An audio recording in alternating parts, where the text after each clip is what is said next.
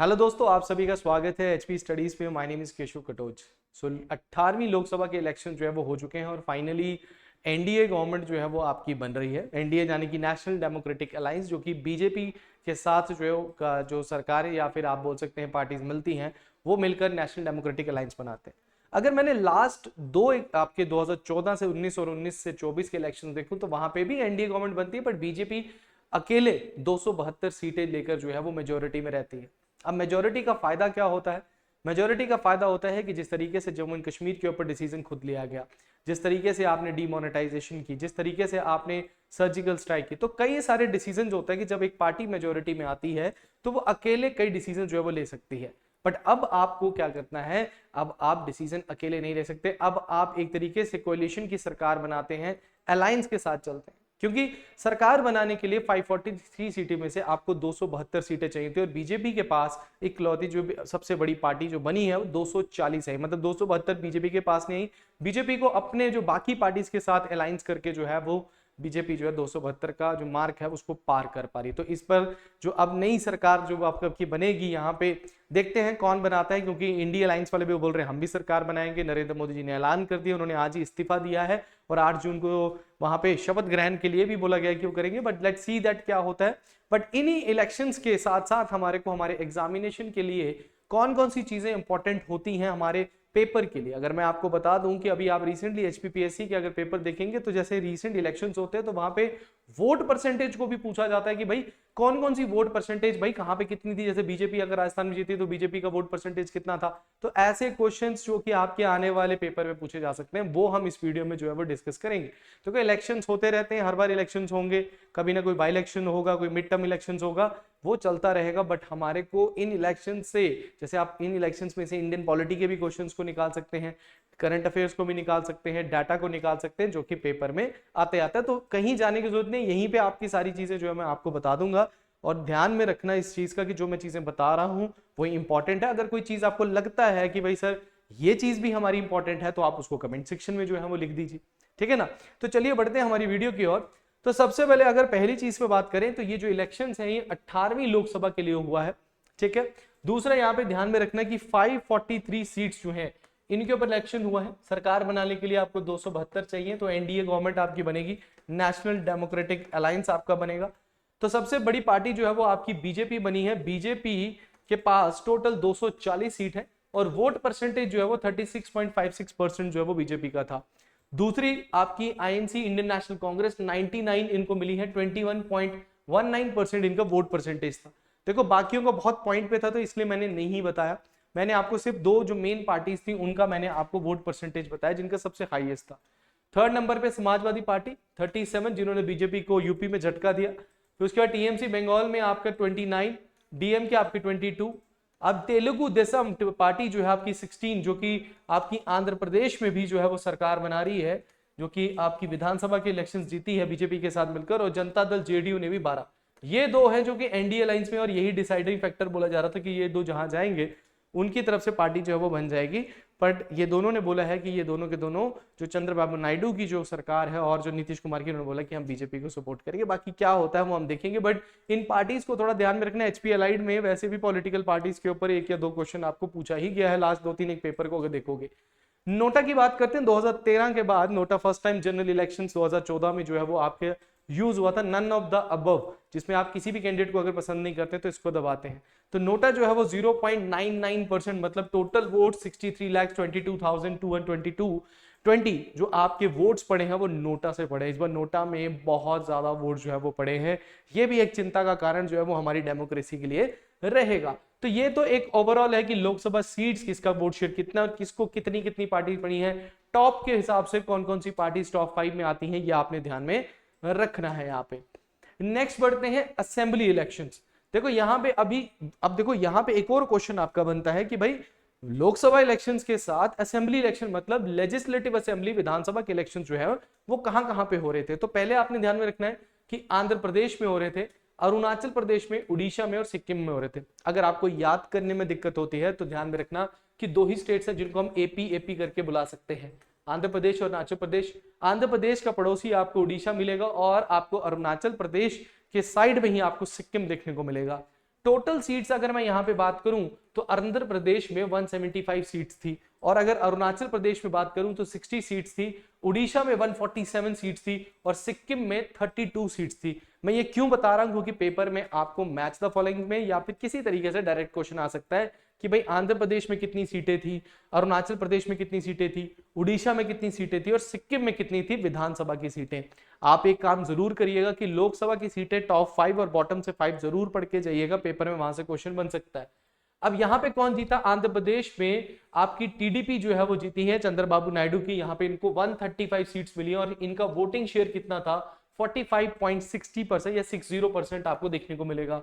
उसके बाद अरुणाचल प्रदेश में बीजेपी ने सरकार बनाई है, 46 सीट्स जो है वो 60 में से इन्होंने ली है, 54.47% जो है वो इनका वोट शेयर जो है वो रहा है। उसके बाद उड़ीसा में भी 24 साल बाद बीजू जनता दल के जो नवीन पटनायक हैं ये सीएम की पोस्ट से हट रहे। 24 साल इन्होंने एज ए सीएम जो है वो उड़ीसा के रहे थे, काफी काम किए थे, कई सारे रीजंस बने हैं यहाँ पे। तो बीजेपी फिर से यहाँ पे बनी है 78 सीट्स के साथ, तो यहाँ पे 40.07% जो है वो इनको वोट मिला है।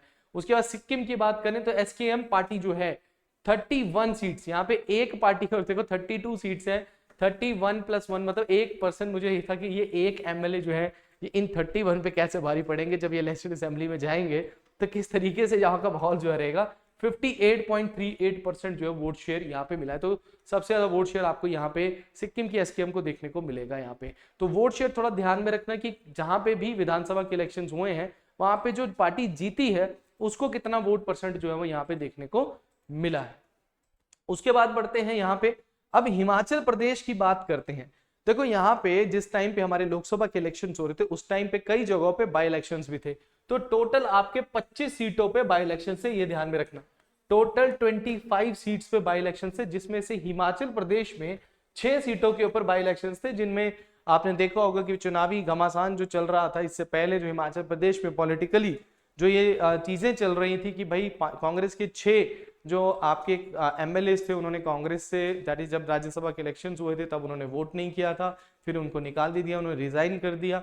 तो उसके बाद वो बीजेपी के कैंडिडेट बन के बाहर आए और उन्होंने इनमें फिर से बाई इलेक्शन जो है वो 1 जून को जो है वो पार्टिसिपेट किया। उसमें कांग्रेस ने अपने नए प्रत्याशी रखे, बीजेपी ने तो उन्हीं को सीट दी गई बीजेपी के द्वारा, जो वो 6 के 6 एमएलए थे। तो कौन जीता कहां से, ये आपको ध्यान में रखना है।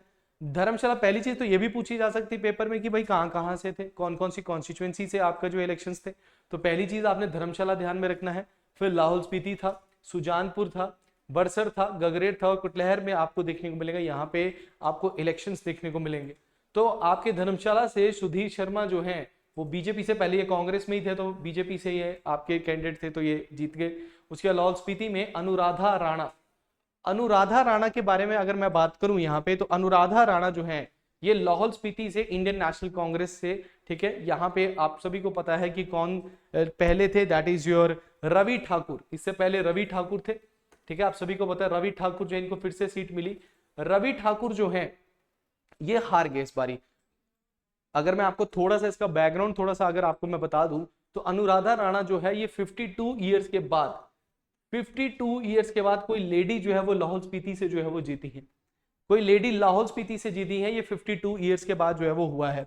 और इससे पहले 1972 में लता ठाकुर थी, 1972 से पहले लता ठाकुर थी। 1972 में जब इलेक्शन हुए थे तो लता ठाकुर जीती, और ये लता ठाकुर वही है, that is your Ravi Thakur की मदर है। तो लता ठाकुर के ही सन थे रवि ठाकुर, कांग्रेस से थे लता ठाकुर, वो जीते थे। तो बट अब आगे जाके उन्होंने चेंज कर ली पार्टी, बट सुक्खू जी ने कहा कि भाई अनुराधा राणा को ही सीट मिलनी चाहिए, ठीक है ना। इससे पहले मार्कंडा जी भी थे, वो कांग्रेस मैन चाहते थे, फिर बीजेपी से नाराज थे कि भाई रवि ठाकुर जी को क्यों दी। तो ये सारे घमासान चलते रहते हैं, बट मैं जस्ट आपको बैकग्राउंड दे रहा हूँ। तो ध्यान में रखना कि अनुराधा राणा 52 ईयर्स के बाद लाहौल स्पीति में कोई लेडी एमएलए जो है वो यहाँ पे बनी है। सुजानपुर से कैप्टन रंजीत सिंह जो है वो आईएनसी से जीते हैं। बरसर से Indra Dutt that is Lakhanpal Bharatiya Janata party से जीते हैं। गगरेट से राकेश कालिया जो आईएनसी से जीते हैं, और कुटलैर से विवेक शर्मा विक्कू जो है वो आईएनसी जीते हैं। तो टोटल 4 सीटें आईएनसी लेकर गई है 6 में से, और 2 जो है वो आपकी बीजेपी जो है वो लेकर गई है। तो ध्यान में रखना कि अब जो टोटल सीटों का अगर आप देखेंगे तो 38 सीटें जो है वो आपकी कांग्रेस के पास आती हैं, और 27 सीटें जो है वो बीजेपी के पास आती हैं, और 3 जो इंडिपेंडेंट कैंडिडेट्स ने जो रिजाइन दिया वहां पे भी बाई इलेक्शंस आपके होंगे। तो आगे फर्दर देखेंगे, बट कांग्रेस अब सेफ है हिमाचल प्रदेश में। तो लेट्स सी दैट कांग्रेस अब जो टेंशन होती है सीएम के सिर पे कि भाई आगे क्या होगा, वो फ्री हो गया, हम देखते हैं आगे क्या क्या पोस्टें जो है वो निकालते हैं, बट इसको आपने ध्यान में जो है वो जरूर रखना है। अब पार्लियामेंट्री कॉन्स्टिट्यूंसीज की बात करते हैं तो हिमाचल प्रदेश में आपको 4 कॉन्स्टिट्यूंसीज देखने को मिलेंगी लोकसभा की। वैसे अगर मैं बताऊं टोटल तो 3 आपको राज्यसभा की सीट्स है यहाँ पे, और 68 जो है वो यहाँ पे आपको लेजिस्लेटिव असेंबली की सीट्स देखने को मिलेंगी। तो कांगड़ा, मंडी, हमीरपुर और शिमला, इनसे कौन कौन जीता है? तो सबसे पहले मैं बता दूं राजीव भारद्वाज जो है वो कांगड़ा से जीते हैं, मंडी से कंगना रनौत जो है वो जीती हैं, उसके बाद हमीरपुर से अनुराग ठाकुर जी जीते हैं, और शिमला से सुरेश कुमार कश्यप जी जो है वो जीते हैं। बीजेपी का वोट परसेंटेज आपको ध्यान में रखना है कि यहाँ पे अगर मैं असेंबली इलेक्शंस की बात करूं तो बीजेपी का वोट परसेंट 56.44% था, आईएनसी का 41.67% था, बीएसपी का 0.52% था, और नोटा को 0.57% थे, और अदर्स को 0.80। तो ध्यान रखना कि हिमाचल प्रदेश में नोटा कितना था और हिमाचल प्रदेश में बीजेपी का शेयर कितना था, ये आपको ध्यान में रखना है। ये मैं क्यों बता रहा हूँ कि यहाँ पे आपको क्वेश्चंस पूछे गए हैं और यहाँ से क्वेश्चन आ भी सकता है आपको, तो ध्यान में रखना। जो चीजें मैंने यहाँ पे आपको एक्सप्लेन की हैं इनको हमेशा ध्यान में रखना, पेपर में यहाँ से क्वेश्चन आपको पूछा जा सकता है, ठीक है। अब थोड़े से अदर फैक्ट्स भी मैं आपके साथ डिस्कस करूंगा। सबसे पहले आपने ध्यान में रखना है कि 1962 के बाद पहली बार ऐसा हुआ है, 1962 के बाद पहली बार ऐसा हुआ है कि कोई गवर्नमेंट जो है वो 3 बारी लगातार जो है वो सरकार बना रही है, लगातार तीसरी बार कोई सरकार बना रही है 1962 के बाद पहली बार हुआ है। लीडर ऑफ ऑपोजिशन आपको काफी देर बाद देखने को मिलेगा, कांग्रेस जो है वो अब लीडर ऑफ ऑपोजिशन में आ जाएगी, क्योंकि आपका 2014 से लेकर 2024 तक कोई भी लोकसभा में आपको लीडर ऑफ ऑपोजिशन नहीं मिला था। लीडर ऑफ ऑपोजिशन के लिए आपको कम से कम 55 सीट्स तो लोकसभा में चाहिए, मतलब 1/10 आपको सीट्स चाहिए होती हैं टोटल स्ट्रेंथ का, तो उतनी सीट्स अभी तक कांग्रेस के पास नहीं आ रही थी। तो अब जो है वो कांग्रेस एक सबसे बड़ी लीडर ऑफ ऑपोजिशन मतलब ऑपोजिशन पार्टी जो है वो बनकर आई है। अगर मैं शेड्यूल कास्ट की बात करूं तो टोटल सीट्स जिन पे इलेक्शंस हुए हैं वो 84 हैं, प्लस आपकी शेड्यूल ट्राइब में जितने दैट इज इलेक्शन हुए हैं दैट इज योर 47, और वुमेन्स में जो आपकी बात करेंगे जो इलेक्शंस हुए हैं वुमेन्स के वो आपकी 79 सीट्स पे हुए हैं, तो मतलब 14.55% ही वुमेन सीट्स जो है वो इस बार थी, बट आगे जाके 33% तो ये रिजर्व हो जाएंगी। तो ये भी डाटा आपने ध्यान रखना है कि एससी और एसटी का डाटा कितना था, ठीक है। बीजेपी को यहां से भी काफी ज्यादा लॉस जो है वो देखने को मिला है, ठीक है।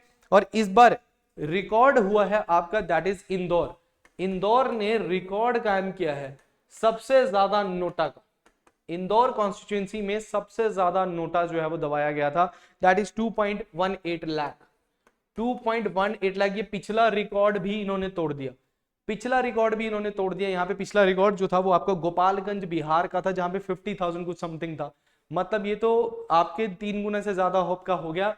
2.18 लाख वोटर्स ने, एक्चुअल में हुआ क्या था कि जो कांग्रेस के प्रत्याशी थे वो एंड मौके पे बीजेपी में शामिल हो गए, तो फिर कांग्रेस ना वहां पे यही कैंपेन था कि सबसे ज्यादा आप नोटा दबाइए यहाँ पे, तो 2.18 लाख जो है वो वहां पे इंदौर में आपको नोटा दबाया गया लोगों के द्वारा यहाँ पे, ठीक है। बाकी आपको एनडीए का पता है, आपको जनता दल यूनाइटेड का पता है, तेलुगु देशम पार्टी का पता है, तो ध्यान में रखेंगे जो चीजें फैक्ट्स मैं आपको यहाँ बता रहा हूँ ये एग्जामिनेशन के लिए बहुत इंपॉर्टेंट है, यहाँ से क्वेश्चन बन सकता है, ठीक है। आप लोग इसको जरूर पढ़िएगा, इसका पीडीएफ जो है वो टेलीग्राम चैनल पर डल जाएगा, ठीक है। बाकी इलेक्शंस होते रहते हैं, अपनी पढ़ाई पे ध्यान दीजिए, आगे बढ़िए, आने वाले जो एग्जामिनेशन है इन यहाँ से निकालिए क्वेश्चंस को, और आने वाले एग्जाम के लिए इनको रेडी रखना है।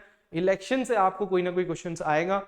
चलिए मैं आपको एक प्रश्न देता हूं कि यहाँ पे 25 साल 3 लेडीज हैं जिन्होंने 25 साल की उम्र है उनकी, क्योंकि आपको पता है लोकसभा इलेक्शंस के लिए आपकी उम्र कितनी होनी चाहिए, 25 साल आपकी होनी चाहिए। तो 25 साल की उम्र की वो 3 लेडीज हैं जिन्होंने इलेक्शन जो इस बार जीता है, तो जरूर बताइएगा ये यंगेस्ट एमपीज जो बन रहे हैं ये कौन है और कहां से हैं, कमेंट सेक्शन में जरूर बताइएगा। और जो भी आपको लगता है कि ये पॉइंट भी जो है वो एग्जामिनेशन में पूछा जा सकता है आप कमेंट सेक्शन में जरूर शेयर कीजिएगा। तो आज के लिए इतना ही है, thank you very much, all the best.